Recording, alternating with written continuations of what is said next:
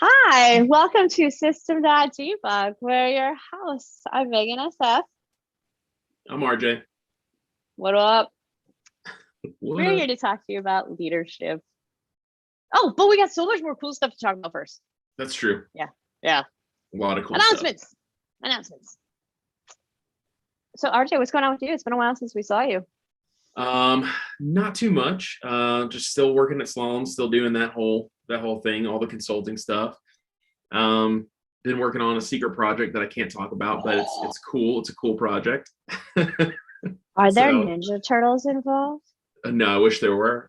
Okay. I do wish there were. I've heard tale of like different Pokemon projects and stuff that have come down, but I have not been on any of those cool ones yet. This one's almost as cool, not really that cool, but yeah, that's about it for me. How about you? Not much. Switch where I'm working, so new job. So that's very Nice. exciting. Congratulations. Thank you. It's very different. It's crazy. I mean, so people there for support. Yeah. Big support group. Big support group. Yeah. Nice. And I've been doing that whole small company startup thing for so long. Since I was 14, 15. Dang. Okay. Well, I mean, I didn't started know that. working like doing corn detasseling on a farm, and then you gotta go and worked at Walgreens, like just downtown in a little teeny shop. That was probably my most corporate-y job before working as a cashier. But now you're real corporate. Now I'm like real corporate. Like grown up. But it's okay. We wear hoodies. That was like one of the most like reassuring things I ever heard is like, we're gonna wear hoodies to Dreamforce if we go to Dreamforce. Like that was a rule last year. I was like, you're speaking my language. Yeah. Okay. So real corporate, but also can wear hoodies. Right there, meeting right So in the like middle. Salesforce. So like living in Salesforce land. Okay. Yeah. You gotta come back to the dark side, the Jedi side. Yeah, leave the dark side. Wait, you almost got me. What's with this? I keep staring at the beard. Oh, my beard. It's just. Is that the COVID beard? Yes, this is my COVID beard. I cut it and I looked like a total maniac for No Shave November. So I did like a reverse No Shave November. I went crazy with it and then I shaped it into goofy shapes for charity. I forget how much we raised, but we raised a good bit for like testicular cancer and all that great stuff. Well, it's not great stuff. Right. I know. We get you. Yeah. One of my old coworkers, guy is totally awesome. Hey, Patrick. Patrick had been growing his hair out. I gotta tell you, okay, so when COVID first started, so I had my team, right? And I tried to keep things interesting. Okay. Yeah. All right. So as you can guess, we'll get to this. Well, I'll tell this one story. This will kind of bring us back. We'll do announcements. We'll come back and we'll go back to the leadershipy thing. Okay. All right. So I like to keep things busy. I like to keep things fun. Well, we just got stuck at home. We just had lockdown. Mm-hmm. So I decided to do this contest for like this photo contest because I saw that people were doing it on like the Twitter, and like people were doing it with like crazy stuff, like real art and stuff. And then I saw some of the Ohana had started to adapt it. Well, I'm going to do this with my team. So this day, every single day for like a month, you had to take a picture. And like one day you had to take a picture of a Snuggie. Double points if you're wearing the Snuggie. I need a picture of a unicorn. And Patrick, this was in the very beginning, but there's a point to this. And he goes and he has his hair up in a little ponytail on top of his head. And he's like this because he didn't have a unicorn. Oh my gosh, it was like the best. But then it made me also sad because I was like, who doesn't have unicorns at their house? I have unicorns all over this. Right? Yeah. My kids love unicorns. But poor Patrick doesn't have a unicorn. We need to send him a unicorn. But the whole reason is that to go full circle. So he ended up growing his hair out over COVID, donated it to Locks for Love. Oh, well, that's nice. Yeah. That's a sweet thing to do. It was so exciting. Like super long. And on top of that, he ended up cutting his hair because his mom wanted him to. And like it was like gonna be a special thing for her.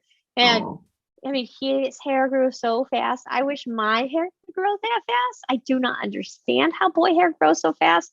we're getting off subject to Salesforce. Let's go. Sorry, you're just gonna hear about the jealousy I have about my brother's eyelashes next. It's gonna get bad. My wife says the same thing about my eyelashes. She's like, "Why can't I have your eyelashes?" I don't know. You'd have to be me to have my eyelashes and have all the other problems instead of just not Herschel having. is out there, man. If Herschel is out there listening.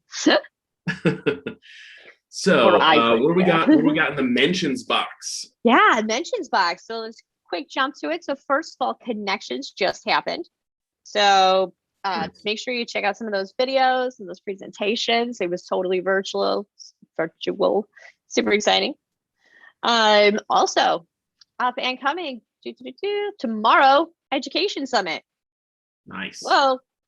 So if you're looking for something to do tomorrow, you want to learn about the education cloud, you want to get that education certification, boom. And if you want to support our buddy Ryan. Ryan! Oh my gosh, you all remember Ryan? Our hero, our Shout out to Ryan and his work in Salesforce education. I think that's what it's called. I'm not really sure, but yeah. Oh, kindergarten through something. K through 12, I think it is. Yeah. Yeah. Very But exciting. yeah, Salesforce education. That's cool. What else we got?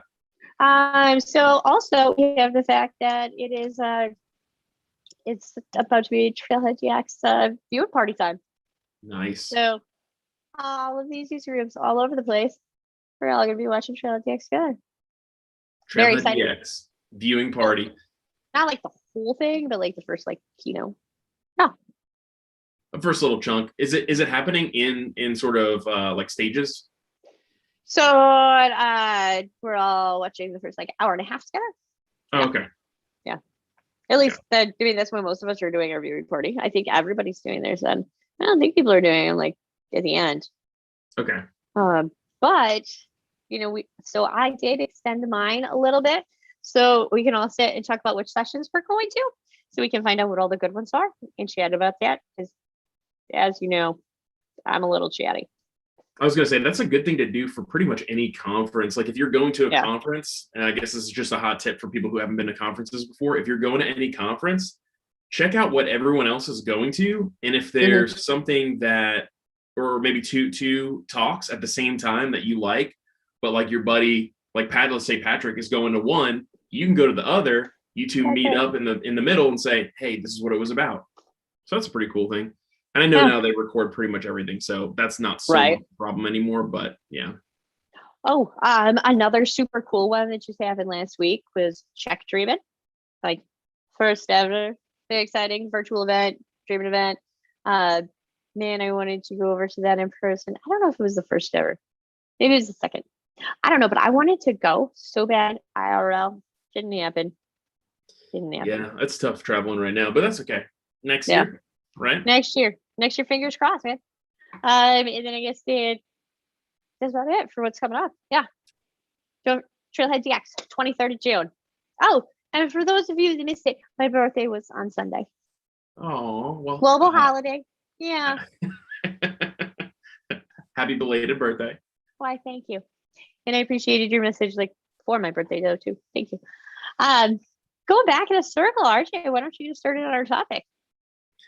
Yeah, all right. So we're talking about leadership today, and to kind of kick it off, I have a really good book that I like that I've read. I think a lot of people suggest it, and that's probably where I first heard of it. It was probably on Twitter or somewhere thereabouts. But it is this book right here. It is called Resilient Management. It's by Laura Hogan. She's amazing, and it's really not necessarily geared towards engineering teams, but it has that very obvious sort of feel of engineering teams. So maybe I'm putting that in there myself. Maybe I'm thinking about that a little bit too hard, but that's the background I come from, which is engineering. Obviously, it's engineering podcast pretty much, and so I might be putting that bias on the book. But it's a really good book. It's not a very heavy read. It's not a very dry read. It's really good. And it talks to sort of the human aspect, or aspects rather, it's not just one, the human aspects of this whole entire team building thing. So if you even just looking at the chapters, right? One is meet your team. Another one is grow your teammates. Another one is set clear expectations. Another one is communicate effectively, and then build resiliency, right? So when we think about those topics, you can see kind of that start to take shape around like what this whole entire book is about, right? And in the Meet Your Team, they talk about kind of the whole different stages, right, of how teams sort of interact. Like there's forming, storming, norming, and performing, all that fun stuff, all that psychological stuff that when you're an engineer, like, I don't know about you, you might think about this all the time, Megan, but when just me being a goofy engineer, I never used, like, for the first like 10 years of my career, I never even thought about it in the slightest. You know what I'm saying? Like I never thought how to build a team. I was never like, oh yeah, I'll figure out all my things and write my notes and all that stuff. I was like, a team just happens. See, I don't know. I put work into my team, you know. So the team that I had in my prior role, I put a lot of work into it, you know, and I probably like off the clock was doing at least 10 hours a week for them. Plus, you know, calls during the week, plus the time that I actually had for them. And then, you know, I was always thinking about them. I still do. I still call them.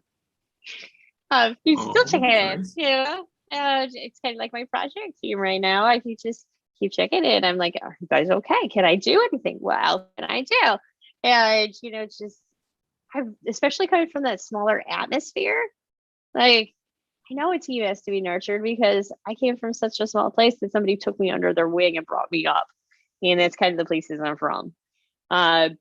Yeah, just, you know, I've loved it. I've loved having a team. I thought they were amazing, just amazing. And just watching them grow. And, you know, I love to come up with like little mentoring plans for everybody. And then I love to learn from everybody. And then I like to see, oh, they're working on this. I wonder if I can do it too. Like, let's see how far I can get. Because, you know, not everybody on the team knows the same stuff, you know, which I think is the hugest benefit, especially once you're in engineering, architecture, development. We're not all going to know the same thing. And you know what? There's no way you can know it all. Let's just all admit it. No way. So the things that I get to learn from people, like I try to pick people with as different of skill sets as me as possible so that I can get, you know, more. Like, that makes sense. And totally sounds like I probably like leaned away from people that would, you know, be community cloud architects, like so that we could have like community cloud consultants. But for architects, I wanted people that could do MuleSoft, people that could do, you know, super awesome integrations and identity and ninja skills, you know, people that had like a black belt in CPQ, you know, that kind of thing. So, I don't even know what that is, but that sounds amazing. So it just means that you're really awesome at CPQ. I got you. Configure price quote. Yeah. It's like the hardest exam out there is what I hear. Is it? Yeah, this right here. Dang. Yeah. Well, yeah, so that's probably like I would say you and your old team were probably in the realm of performing, which is like the forming part is where you're all coming together, you're all learning about each other. The storming is where you're trying to work out all the stuff, all the kinks, right? You and somebody have bad blood or whatever the thing might be, you know. Do I think we've hit that? I think we've done that too. Yeah. Absolutely. I think every team does that. And I guess my question for you, RJ, would be, you know, what got you into leadership? What set you down that path? So that's an interesting question. For a long time, so just to give you a little backstory, a long time I was very, very quiet. I never talked to anybody. I was super shy. Yeah, like probably, I don't know, I'm 39 now, I'll be 40 soon. So probably as recent as about 10 years ago, I was just very shy, very quiet, didn't want to talk to anybody. I just sat down at my desk, I did my job, and that was it. I went home, right? That was it. And I got home and I would talk to some friends and different things like that, play some video games with friends and whatnot. Okay. But that was about as far as my social anxiety would let me go. Or I don't even know if it was social anxiety. I'm making a big assumption about myself. I have no idea what the heck it was. But fast forward a couple of years, And I realized there's a lot of people who in this world are consistently getting kind of stepped on, ignored. Pretty much any bad word you can throw in front of that, they're getting the worst treatment, right? There's a whole bunch of people, and most of them don't look like me, right? Most of them are getting kind of sidetracked because, or I don't even know what you would call that, pushed to the side, not sidetracked. Most of them are getting pushed to the side because they don't look like me. They don't talk like me. They don't do things. About myself. I have no idea what the heck it was. Oh, But what is that noise? It was me trying to get to the chat, and I turned you on accident. I heard myself and I wanted to vomit. You were supposed to ignore it. I was trying to get to the chat. It's all good. Technical difficulties, Dave. Sorry, guys. It's fine. But yeah, whenever I hear my voice, it just makes me want to vomit. So back to where you were talking about leadership. Anyway. Yeah, so there's a lot of people who are getting pushed to the side, who don't look like me, and my whole thought process was, I'm a person who could do something about that because I do look like me. So what do I do? And that was my first step. I was like, I got to do something. I got to jump in here and try to at least help a little bit. Because if you're not helping the situation, you're effectively just a bystander, and you're adding harm to the situation, right? By not doing anything. By being a silent observer, you're adding to the bad stuff. And I don't want to add to more bad in the world. There's plenty of it out there. So I said, what the hell do I need to do? So here I am trying to figure my life out, trying to figure out who I am. I've never had a mentor. So kind of the opposite of you, Megan. Like, I've never been mentored in any way, shape, or form. I've never really had a mentor. I'm still looking. Hey, if anyone's out there who wants to give me a hand with my life. So how I got my mentor was I just started asking all the freaking questions I could to all the people I could, and the people that answered, I didn't let go. There is somebody in this Salesforce community, and this poor guy answered a question for me like 10, 13 years ago. I still send him questions whenever I am stuck. All the poor time. guy gets hit with these questions on Twitter. Like, I know you're super busy. I know we don't really talk. Yeah, I have a question for you. Like, Twitter, like, you never should let me join that DM list. You never should have. And then my old boss, oh my gosh, like first time ever, I had like a rock star, like, mentor challenging me, like making me not only like keep pushing myself to learn, but like made me feel like I was accomplishing something along the way. Yeah. And that really, I think, changed things around. It just made things so much easier. Yeah, Which is good, and that's good, and that's what a good leader is supposed to do, right? They're supposed to take the person that they're interacting with, that they're trying to lead, right? Sit down beside them, help them side by side figure out all the things that they need to figure out, which is exactly what you're talking about, and that's a great way to approach it too. Like, I would have never thought of that. Still, even now, up until you said it, I would have never thought to just go out and just talk to people, and whoever answers you, just hold on to them. That's how I make friends too. Well, here we are, and we're friends, so it's working. But yeah, in that realm, that's what you're supposed to do, right? As a leader, you take people who you're leading, and you pull them up as high as you possibly can. And at the end of the day, you should be in a place where you are shouting their name from the mountaintops, basically, if that makes sense. So you're supposed to be their advocate. You're supposed to be their leader. You're supposed to be their mentor, and pretty much everything that falls under all of those things.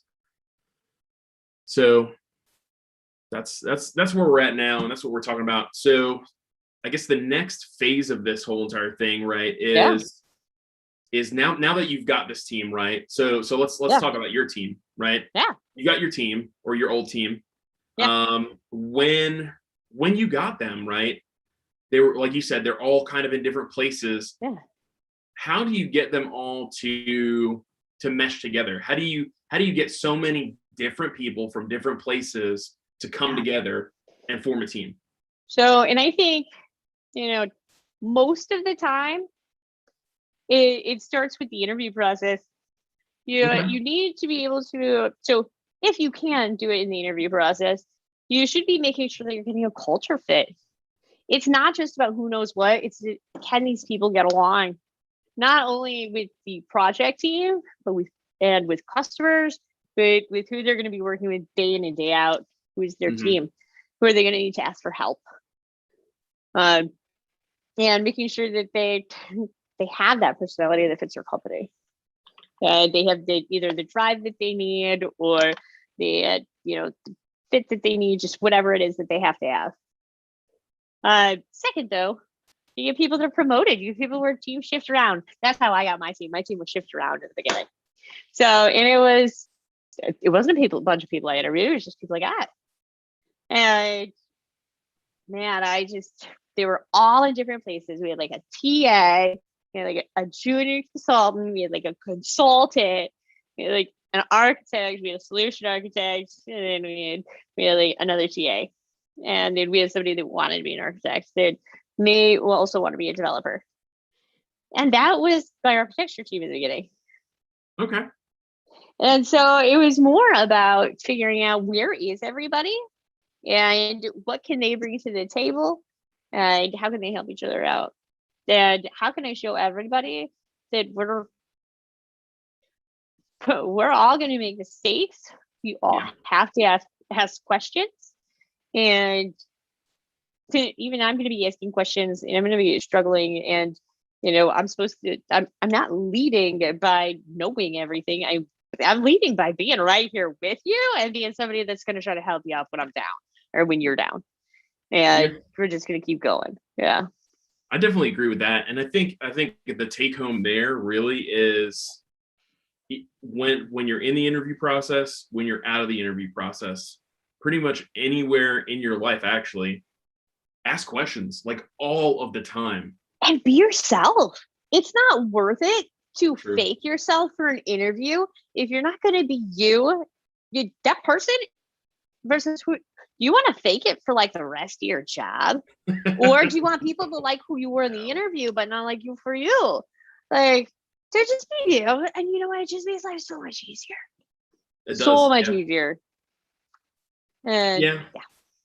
That's one of the things that Solemn kind of promotes that I really enjoy is bring your whole self to work. Yes. And I think just at the Atlanta office, at least, a lot of people do. I've not been to any of the other offices, so I can't really talk on what that's like. But I know at the Atlanta office, we have a lot of unique characters, and everyone just appreciates them and the fact that they come and they bring the full self, just everything. They just come as they are, and in the words of Kurt Cobain, that's just a great thing. As you are. Come as you are, yeah. It's an amazing thing. I love it. And RJ, I think we talked over. Did we? We started a little late, but I think we did start a little late. I think we're probably like 20 something minutes in. So I don't know how long you want to go, but we can keep are going. we? Because I thought we were like 40 something minutes in. No, I think we're good. Oh, okay. Let's keep on going then. Yeah. We'll keep going. We'll figure out where we're gonna stop. That'll be fine. We'll stop at a natural stopping point. Right. So the next thing is, so now you've got everybody together, right? You got your really whole team quick. together. I know you brought up your book. I really quick wanted to point this one out. out. Speaking of being somebody that can make a difference, I highly recommend everybody read this book, Power Up.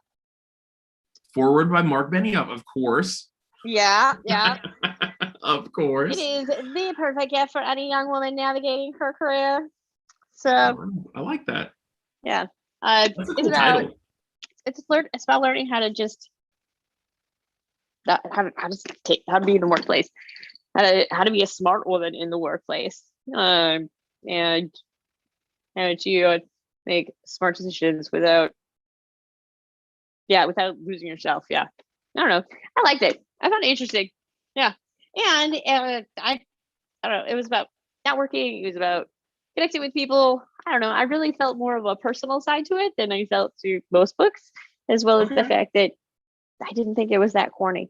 A lot of those books about leadership are pretty corny, man. Yeah, they really are.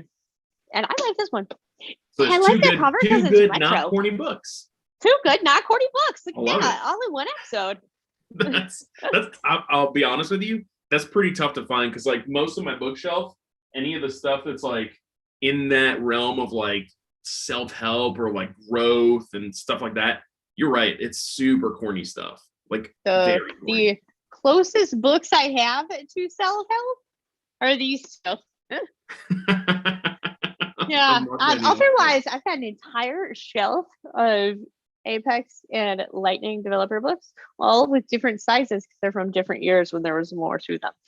And I like to put them in so you order can of actually size. see the growth. See That's growth. pretty cool. That's pretty cool. That's normal. People do that.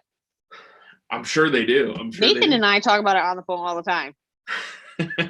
We do that. People do that. People do The other do that. day we were comparing our Salesforce One books. It's a thing.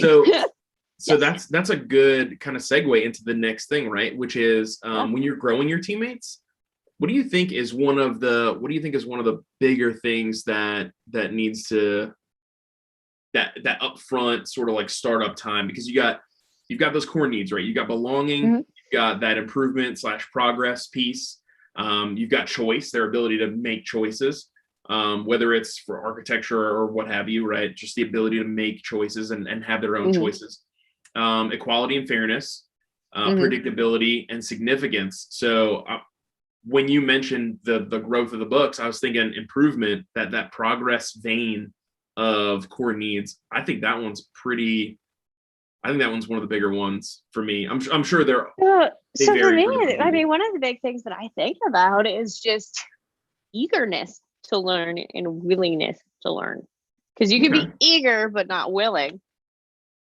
I think that's very fair. You Yeah, be willing but not eager. So you gotta have. So what you're saying is you can't a balance of the two. Yeah, you can't necessarily just have one. You've got to have some combination of those two. Yeah. Okay. So the willingness, and you gotta have some personality and humor.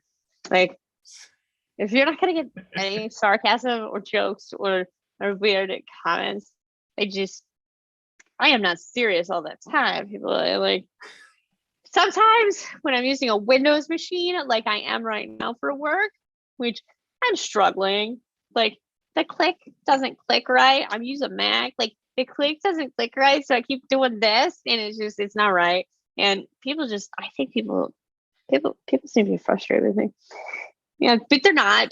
But like I have had people like try to explain to me how to use the touchpad. I'm like, I know how to use the touchpad. I just don't want to use it like that. That's all I can figure out. Use it like a different touchpad. Like I think I've asked like 4 people. Do you know how I can change the hotkeys to be Alt instead of this one? Like to make it this one instead of that one. And then also, do you know how I can change my touchpad to be like one touchpad and like the touchpad instead of that? They're like, I have no idea what you're saying. I'm like, make it click like a Mac. Oh yeah. No. You can do that. I know you can do that with an external keyboard, which is why I use for the most part an external keyboard on most of my machines. So can I use my Magic Pad? Is that gonna work? You're talking about this guy? Yeah. It is Bluetooth, so it should connect. Now, the drivers for it, I don't know. It might. See, that's you might be able to set it up I've never had to deal with drivers. I've been using a Mac. Oh yeah. Yeah. What you might be able to do it. Drivers thing. Like headphones, like my headphones don't work. My headphones work fine. Yeah. It's a little strange. It's a different choice. The battery goes in like 5 minutes. There's no pacing with this little bill. Oh, poor guy. No. But now that's one of your core needs not being fulfilled, right? Your choice, because you had to get a Windows, didn't you? Well, yeah. So I hear you could try for a Mac, but it takes like some sort of like, I don't know. Somebody says that you can. I need to find out what it takes. It's only like my second week. I just got what came in the mail. Yeah. I already have a project. Try. Gotta make sure you have that choice. Right. So now that we're talking about choice, right? when Right. you're talking about different people on teams, right? And you're talking about their ability to kind of make those choices. My question to you, Megan, is when somebody says something along the lines of, like, let's say I'm a junior dev on your team, right? Right. You just got me spun up. You trust me. We've passed all those phases, and I say, hey, Megan, I'd really like to get into some architecture stuff. I'm trying to make that choice, right? I'm trying to make a choice, but I don't really have a choice in that situation. So are you going to empower me and like pull me forward and try to help me with my architecture stuff and lift me up? Or do you kind of direct me in a different way and say like, hey, go learn this, this, and this, or maybe a mixture of both before I can start doing architecture stuff? So I don't know. So honestly, you know what? I like to have, so we did a lot of code development where I used to work. To some wins, some losses. Those are. But also, as long as people are getting their work done and they are showing that willingness and eagerness, I have no problem working with them on the side. That's a lot of what I put time into were little mentoring programs for people to help them get to where they wanted to go and help them lay that foundation and start working on new stuff. Be it start working on flows or start working on, one of the guys, I helped him as much as I could. And then I asked if he could be moved to the developer team because I just couldn't keep going with the level of code he wanted to get into. Oh, wow. And so Okay. I just knew that he had outgrown me, and either he was going to choose architecture or dev, and he passed me. I wasn't going to be able to do it justice. That was fine. But Well, that's good. That's I try good. to help, people help themselves. I can get you a program. I can answer questions, but we've all got to make sure that we're still getting our work done first. Yeah. Yeah. And then also certifications. How are certifications for you? For me, I don't think about certifications until somebody's actually done whatever they're trying to get certified in. So for me, I don't see them as on the table until later. Okay. Yeah. I think so I see how that fits in. Yeah. So in that realm for us, yeah, and me specifically, not just us as a company. I don't want to speak to what Slalom kind of thinks. No, I'm yeah, sure that they was have a me lot of personally. things, but for me personally and the team that I'm with right now, certifications have a little bit of importance, I would say. Most of our certifications that we're looking for are cloud certifications. So like Azure certifications, AWS certifications, Google Cloud certifications. They definitely hold some weight, but yeah, I think you're right. There's kind of a clear divide of different people who have very clearly done the certifications but have never touched any of the underlying infrastructure or code or any of the stuff, right? Have never touched the underlying technology. And then people who have touched the underlying technology a lot but have never gone for a cert, and then the people who are right directly in the middle, which I think is a great place to meet. But and honestly, I feel like a cert is supposed to show what you know how to do, not to say this is something I want to try in the future. It should be a like a report card that says this is how well I did on what I have into the school year. Yeah. You're not going to get graded on something you've never done. So I don't know. I'm just a firm believer in just always making sure that there's enough activity to support the certification, which going back is where I'm connecting some of the little, those tasks and those items and the different things that I encourage people to work on. They kind of go back to that idea of, these are items that are going to help you get ready for that certification. You start working on these now, they'll help you start thinking in that way so you can use them on a project. Yeah. I got you. What you're doing is you're taking all the stuff that y'all are working on. So let's just say it's you and me, right? You're teaching me some stuff, and you've got little tasks that you're giving me all the time, right? At the end of that, what that should sort of add up to is my ability to now go and take the cert. Like I've been working on all the technologies that the cert covers. It depends. Yeah. And I'm trying to jump into that. Okay. It depends. Sometimes. Yeah. Sometimes no, but sometimes yeah.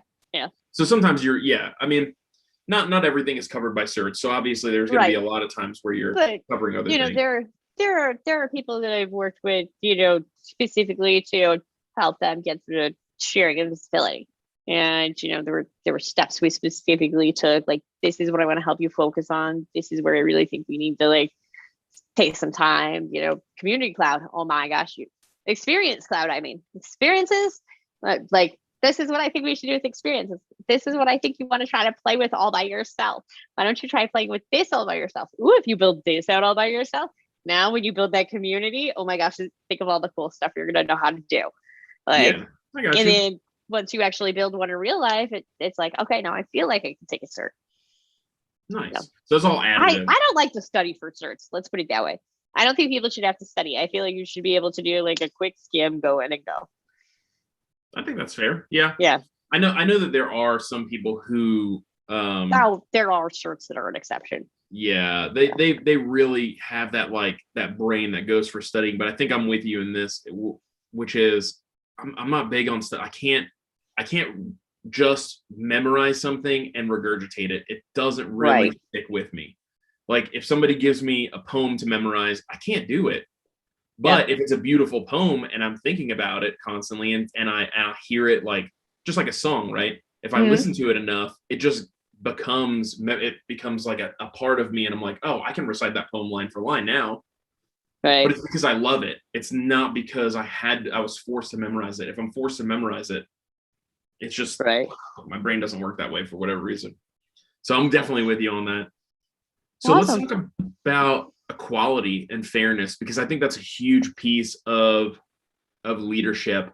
And equity too. Let's not leave equity out. So equality, fairness, and equity.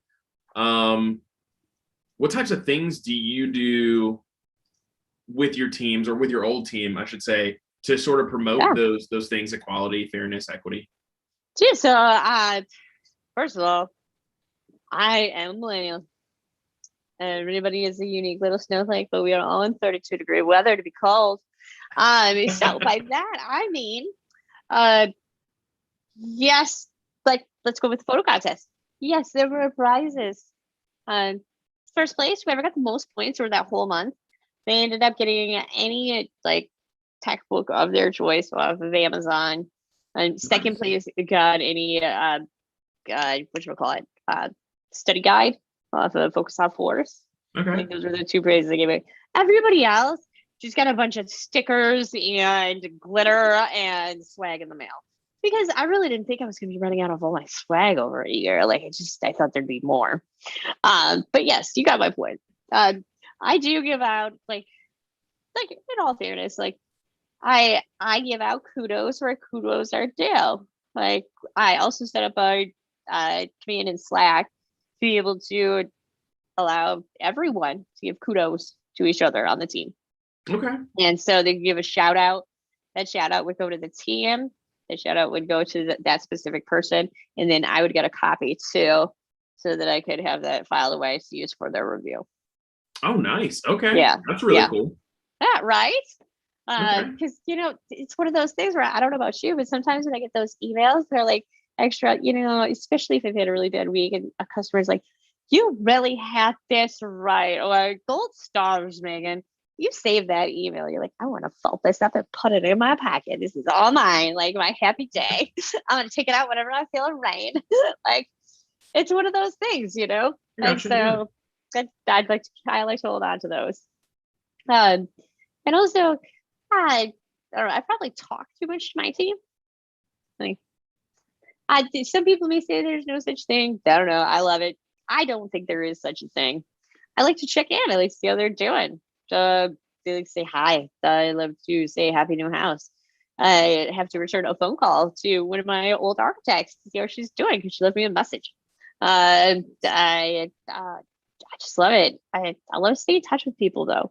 So the communication part, now that I've come out of my shell, very similar to you, I couldn't do it for the longest time. Now it's got a lot easier. Yeah. Nice. So the communication is a big piece for you for that. Huge. Yeah. Yeah, I got you. It's stickers. Like, Salesforce, we love stickers. So my people love your stickers. No, y'all are big fans of stickers. I've never been a big fan I of put stickers them on my... everything. Like a child. I'll show you later, but I finally have I got a piece of wood that I put all my stickers up because people just kept giving me stickers all the time, and I never put them on my laptop, and people will get mad at me about Oh, did you put them on your? Oh, my laptop is just like coated in stickers. I'm the reason I can't have nice things. I keep putting stickers on them. Yeah, but I finally put them all up. But anyway, yeah. So that's good. Communication is really key for pretty much all of these core needs. Communication is probably the baseline for it. Like belonging, improvement, choice, equality, predictability, significance. All those things really boil down to a leader's rather ability to communicate. Because they got to communicate the belonging, right? They got to communicate how the improvement is going to happen, how the progress is going to happen. They've got to communicate that your team has a choice. Everyone on your team has a choice. You've also got to communicate that there's equality and equity in the team for everyone. It's an open kind of thing. And then communication is key in predictability, because if you communicate differently on Monday than you do on Wednesday, it's not going to work. Yeah, you're all messed up. And then significance is, again, kind of one of the things that you touched on, which is having that little happy email that you can fold up and put in your pocket, right? That makes you feel significant. So I think you really touched on two things there. And so I like to follow a lot of people on LinkedIn. I also like to follow people on Twitter, but you know how that whole situation worked out. And when I look at the people that I follow on LinkedIn specifically, I want to look in there and I want to see a diverse crowd, because I want different opinions. I want people to tell me where I'm lacking, right?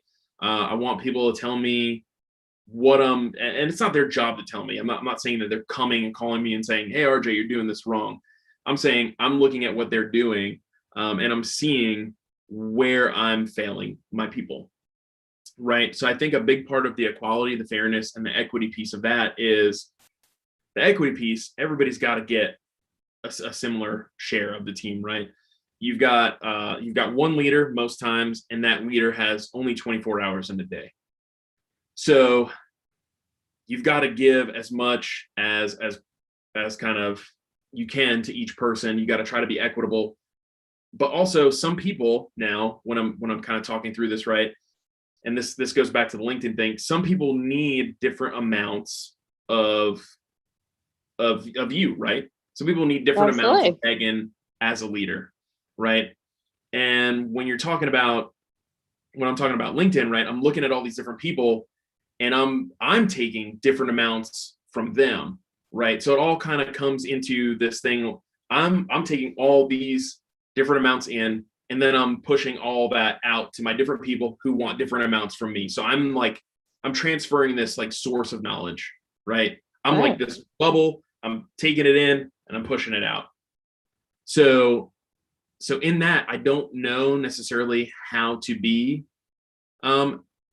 equitable all the time, but I try my absolute best. And I think, again, like I said, it's up to the people who are taking in that information from you to ask for the amount of equity that they want, but also it's on your plate. It's your right as the leader to try to help them all get an equitable amount of your time. Sorry if that just sounded like a total mess of stuff. No, that was good. And you know what? We are hitting the 6 o'clock hour, so I think we should continue this next time. We can. We got so much more to say.